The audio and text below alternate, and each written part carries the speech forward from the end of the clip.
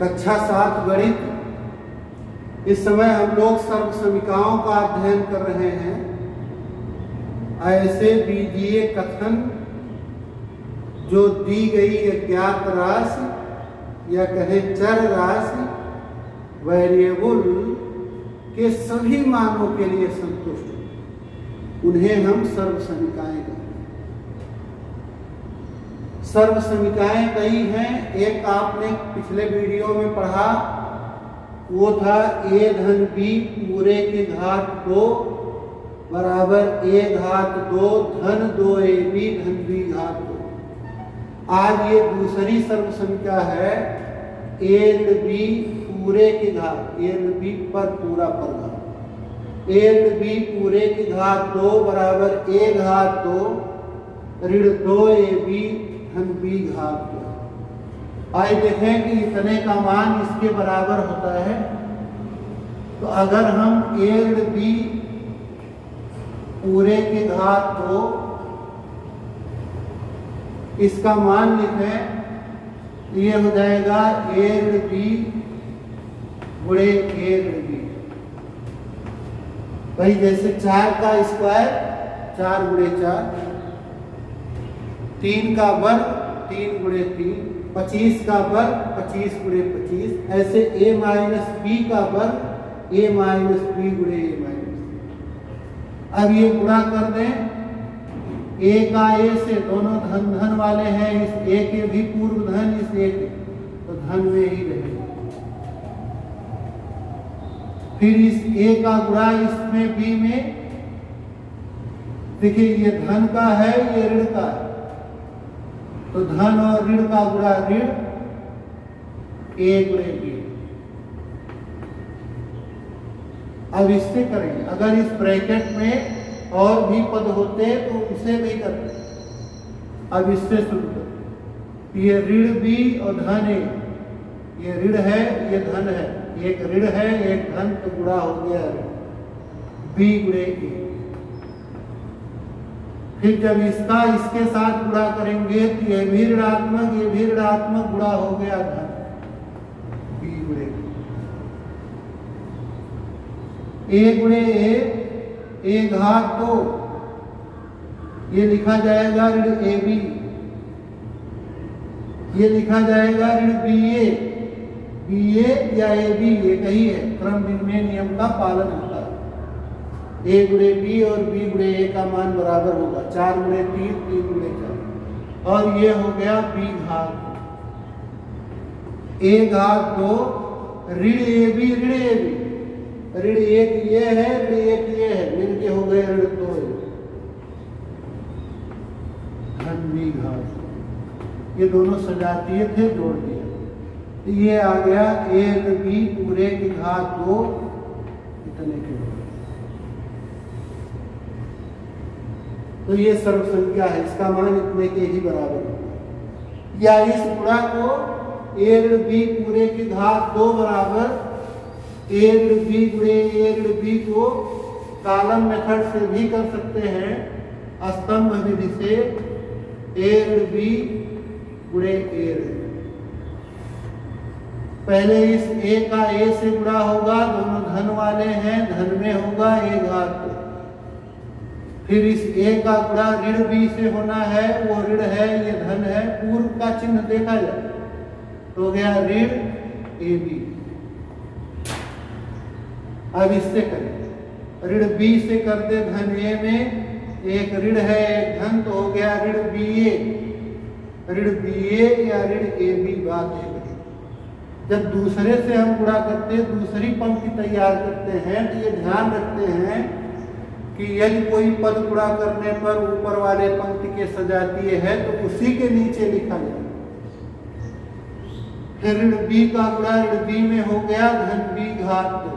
अब ये इसके जैसा ऊपर के पंक्ति में नहीं है, नहीं होता तो उसी के नीचे लिखा। अब ये जोड़ गई, इसके नीचे कुछ नहीं है, a घात 2 ऋण ab हो गया ऋण 2ab, और ये धन b घात, तो वही आएगा a ऋण b गुणे a ऋण b, ये आ गया है।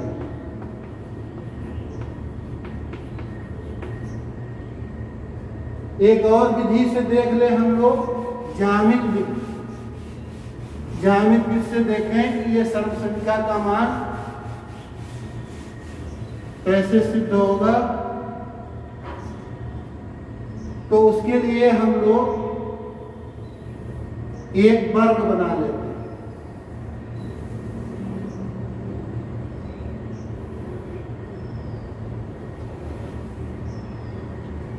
प्रयास करेंगे आप कि वर्ग की आकृति जो है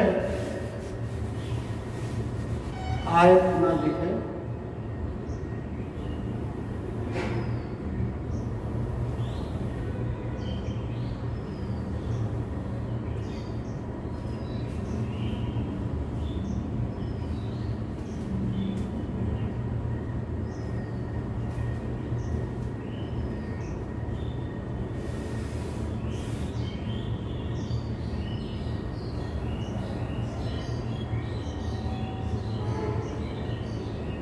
मान लीजिए ये वर्ग है और इसका नाम है ABCD।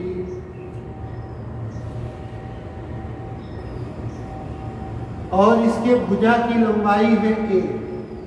वर्ग है तो चारों भुजाओं की लंबाई इतना ही होती है।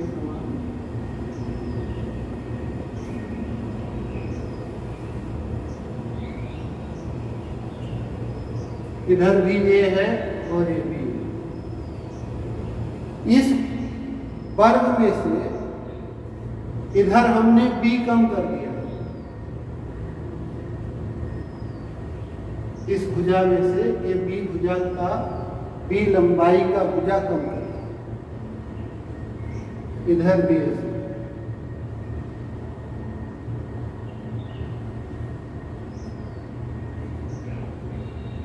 इधर से भी कम कर दिया B।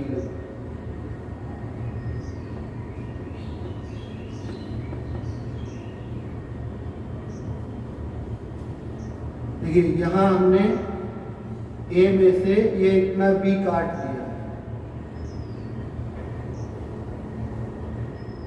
इधर भी कट गया।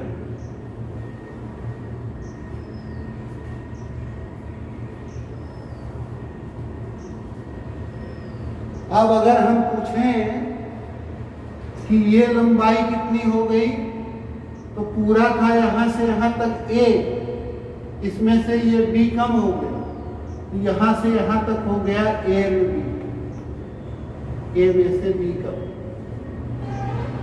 इसी तरह ये पूरा था A, इसमें से ये B कम कर दिया, तो कितना हो गया ये A में B। इसी तरह यहां भी है, ये पूरा था A, उसमें से B कम कर दिया, ये बच गया A ऋण B। ये पूरा यहां से यहां तक देखा जाए तो A, उसमें से ये इतना हिस्सा कम कर दिया B, तो ये भी हो गया A ऋण B। तो इस प्रकार आप देखेंगे कि यहाँ जो एक आकृति बनी, नामकरण करते, C हो गया, ये D हो गया, ये E हो गया, यहाँ F हो गया, मान लो यहाँ G आ गया। तो ये जो आकृति है AD EF, ये कैसी आकृति हो गई? वर्गाकार। क्यों? क्योंकि चारों तरफ से इसके भुजा की लंबाई A ऋण B, A ऋण B, A ऋण B, A ऋण B, सब तरफ से चारों तरफ से।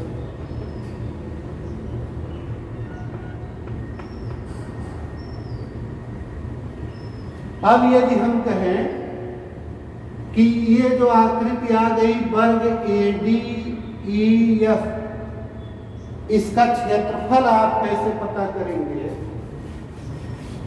तो इसका क्षेत्रफल पता करने के लिए वर्ग ADEF का क्षेत्रफल पता। तो ये जो क्षेत्रफल होगा, अगर हम इस पूरे क्षेत्रफल में से पूरा ये टुकड़ा घटा दें, ये टुकड़ा घटा दें यहां तक, तो जो बचेगा वो इसी का ही क्षेत्रफल बचेगा। अब पूरे क्षेत्रफल में से पूरा जो क्षेत्रफल है वो ए भुजा का वर्ग है। इसमें से हमें ये दो आकृतियों का क्षेत्रफल निकाल देना। एक ये है एफ जी सी डी, ये आयत का क्षेत्रफल निकाल देना। साथ ही साथ एक आयत यहां तैयार हुआ है, आयत डी बी जी ई, इसका क्षेत्रफल ये निकाल देना। तो अगर हम कहें कि इन दोनों आयतों का क्षेत्रफल निकालो, तो ये जो आयत है नीचे देख रहे हैं आप, जिसे घटा देना है, निकाल देना है, एफ जी सी डी, इसका क्षेत्रफल हो जाएगा, इसकी लंबाई है ए और चौड़ाई है बी, ए बी हो जाएगा।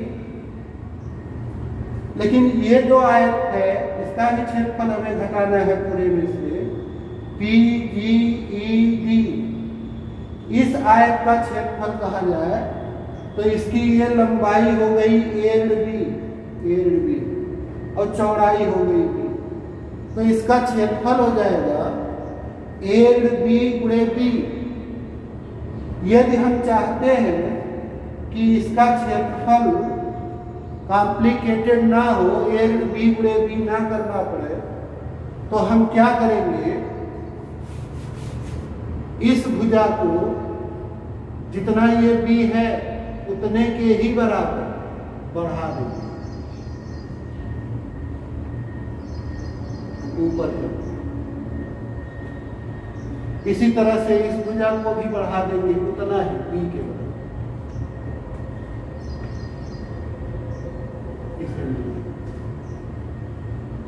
अब देखिए ये क्या हो गया, जो बन गया ऊपर एक आकृति, ये भी वर्ग हो गया,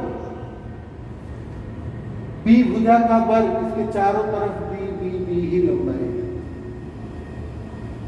तो अब अगर हम इस क्षेत्रफल को निकालना चाहें, इस क्षेत्रफल को, एक बी भुजा का जो वर्ग था ये, इसको अब हम लोग कैसे निकालें। अब हमारे पास जो आकृति है ये पूरा,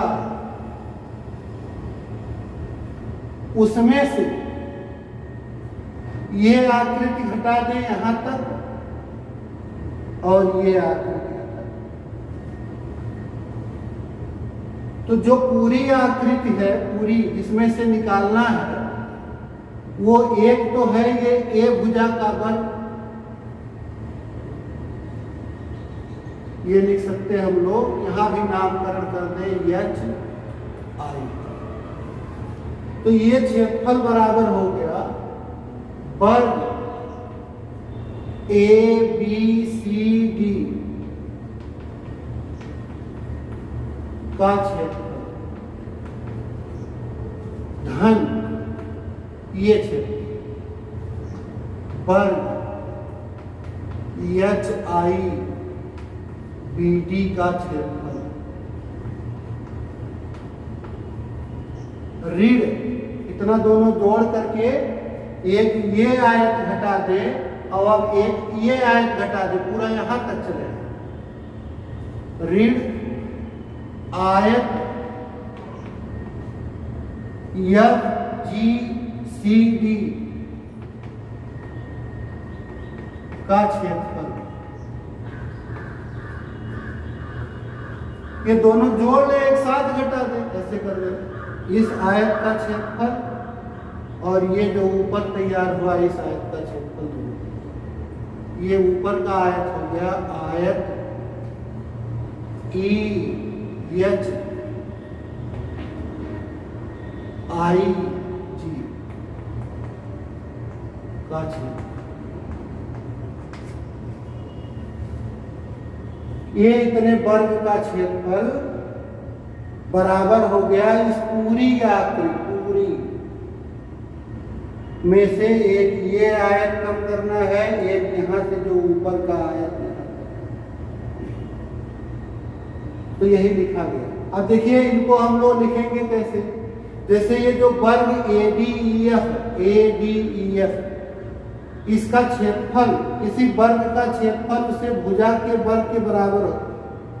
तो इस वर्ग का क्षेत्रफल इसके भुजा की जितनी लंबाई है उसके वर्ग के बराबर, और इस वर्ग के भुजा की लंबाई है ए डी। तो ये क्षेत्रफल हो गया ए डी का। वर्ग ए बी सी डी का क्षेत्रफल, वर्ग ए बी सी डी के हर भुजा की लंबाई ये है, तो उसका क्षेत्रफल हो गया भुजा का वर्ग अर्थात ए वर्ग घन। ये ऊपर का जो वर्ग है यही लिखा है H I B D, H I B D, और ये बी भुजा का वर्ग है तो इसका क्षेत्रफल हो गया भुजा का वर्ग माने बी वर्ग। ऋण इस आयत का क्षेत्रफल हो गया, लंबाई इसकी ए है यहां से और चौड़ाई की, तो ये हो गया ए बी, लंबाई में चौड़ाई। और इस आयत का क्षेत्रफल, इस देखिए इस आयत की लंबाई देखा जाएगा यहां से यहां तक एल बी और फिर उसमें बी और जुड़ गया, एल बी में बी जोड़ेंगे ए तैयार, एल बी प्लस बी, इस आयत की लंबाई है एल बी प्लस बी हो गया ए, अब यहां से यहां तक लंबाई हो गया ए, इस आयत की लंबाई यहां से यहां तक हो गया ए, और चौड़ाई कितनी है बी, तो उसका भी क्षेत्रफल हो गया ए। ये लिखेंगे ए घात 2 धन बी घात 2 ए बी 2 ए, ऐसे लिख दे चाहे क्रम बदल के लिख दे, इसको पहले लिख दे ए घात 2, तब लिख दे 2 ए बी, तब लिख दे धन बी। तो इस तरह संख्या का मान इस तरह हम लोग ज्यामिति से भी जाए।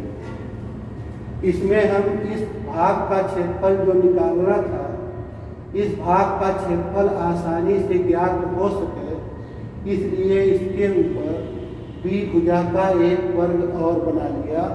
अब ये आयत हो जाएगा, उस आयत की लंबाई ए चौड़ाई बी, तो आसानी से उस क्षेत्रफल को लिख सकते ए बी। तो इस प्रकार ज्यामिति से ही हम लोग इस तरफ संख्या को प्रूव कर सकते हैं, सिद्ध कर सकते हैं। अब इस पर आधारित जो प्रश्न है, अगली प्रश्नावली, वो अगले वीडियो में करेंगे। यदि अभी तक आपने मेरे चैनल को सब्सक्राइब नहीं किया है तो सब्सक्राइब कर लीजिए और क्रम से वीडियो को देखिए।